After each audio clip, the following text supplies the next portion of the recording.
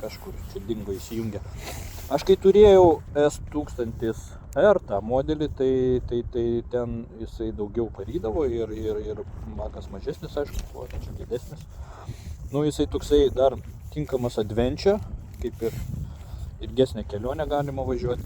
Aišku, bagažinę čia galima prisidėti, čia yra tokie, kitą prisidėti, kad galėtų tašę kažkokią pasidėti, nes šiaip tai iš tikrųjų tai jisai neturi čia tokio nieko, ten viduj, kai atidarai, tai nėra irgi net vietos per daug. Nu ką, pažiūrim. Turi displėjų spalvotą. Nu. Yra visi tie, kas ten priklauso. Jam visi tie, kaip sakant, čia yra gatvės versija važiuot, road, paskui yra dynamic, čia irgi toks biški aštresniem pasivažinėti, galima ir priekinį ratą pakilnuoti. Paskui yra enduro, tai čia jau į laukus išvažiavus, tai irgi geras dalykas. Ir dar yra Enduro Pro. Čia jau kažkoks rimtesnis. Aš tų nebandžiau dar, nes kadangi, sakau, dar nevažiavau į pievas pasivažinėti. Bet, nu, jisai turi irgi, cruise control turi, šildomas rankenos yra, žiemą važinėti. Šiandien man gerai šilta. Paskui tiesa, amortizatoriai ant šito yra, kadangi jisai standartinis, amortizatoriai nesireguliuoja, nes yra čia. Bet užtenka minkštumo.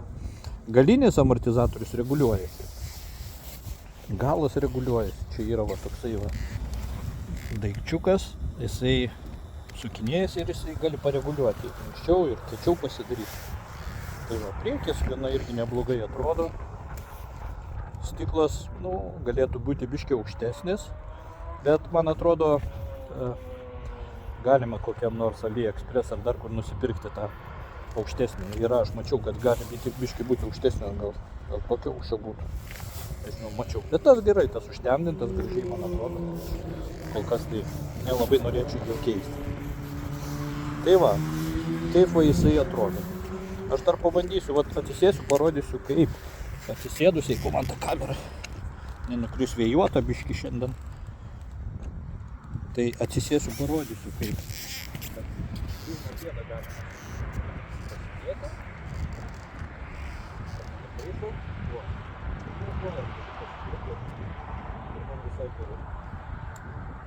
Tiesa, čia yra dar raktelis, jisai yra ne tas, kur šiame taisyklis. Išvedimo yra toks įdomus, bet enduro. Sakant, kad pievoms važinėti, tai geriau tinka tas raktelis toksai, kad nebūtų automatinis. Nu ir, kaip sakant, su tuo vis tiek keilės, kaip sakant, nu, to rakto, tai jį ir nufirfinti lengviau, man atrodo.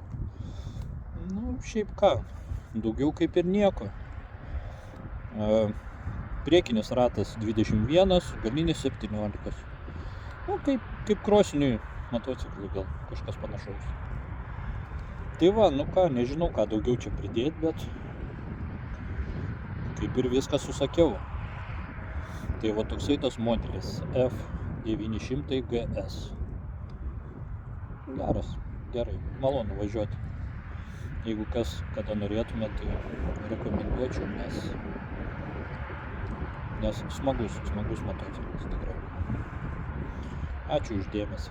Jeigu kam kas nepatiko, aišku, galit, arba nepatinka jau pradžiai, tai galit nežiūrėti.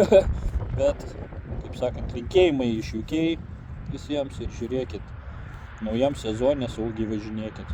Nu, gal aš pavažinėsiu šunkeliais, tai aš pasakysiu, kaip pasikeisiu padangas, kaip jisai laikosi. Aišku, jis čia galingas variklis, tai šunkeliais jis bus per galingas toksai. Bet vis tiek įdomu pabandyti. Tai va. Geros dienos visiems, viso geriausio, iki.